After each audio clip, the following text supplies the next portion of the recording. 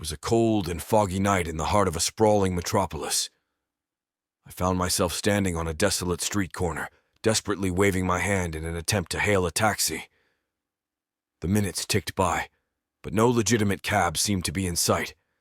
Just as I was losing hope, a sleek black car pulled up to the curb. Relieved, I opened the door and hopped into the back seat. The driver, a tall and gaunt figure with sunken eyes, greeted me with a twisted smile. There was something unnerving about him, an air of deceit that sent shivers down my spine. Still, I brushed off my unease, assuming it was merely paranoia.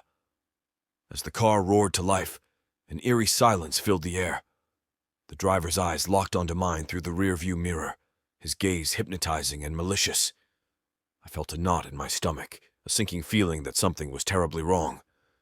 But before I could react, the doors clicked locked, trapping me within a metal box of terror. The streets we traversed became unfamiliar, twisted and distorted like a nightmare come to life. Shadows danced along the alleyways, their menacing forms creeping closer with each passing minute. Panic overcame me as I realized that this was no ordinary taxi ride. I was in the clutches of a deranged predator disguised as a chauffeur. The driver's demeanor changed, his voice taking on a sinister tone as he revealed his true intentions.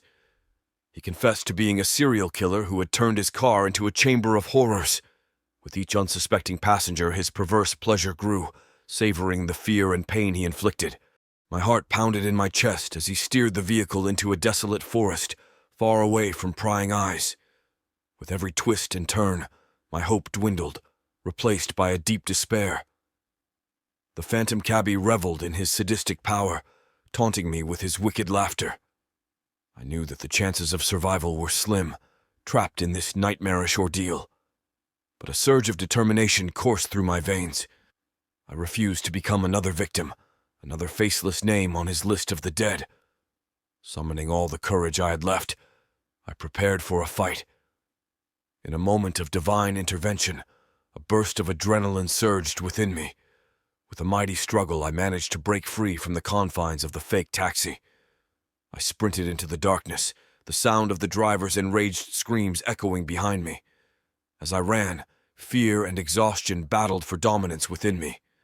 My legs propelled me forward, each step bringing me closer to freedom.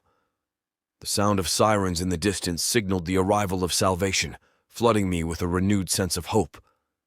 The police, alerted to the sinister activities of the fake taxi driver, arrived just in time to apprehend the maniac. The true extent of his atrocities was unveiled as they discovered the twisted chamber within his car, evidence of lives cut short and innocence stolen. Though I survived the ordeal physically, the psychological scars remain. The memory of the phantom cabbie haunts my nightmares, a constant reminder that evil often lurks in the most unexpected places. It serves as a chilling warning to never trust appearances, for darkness can disguise itself within the guise of a familiar face. So, if you ever find yourself alone on a dimly lit street, searching for a ride home, be wary of the friendly face behind the wheel.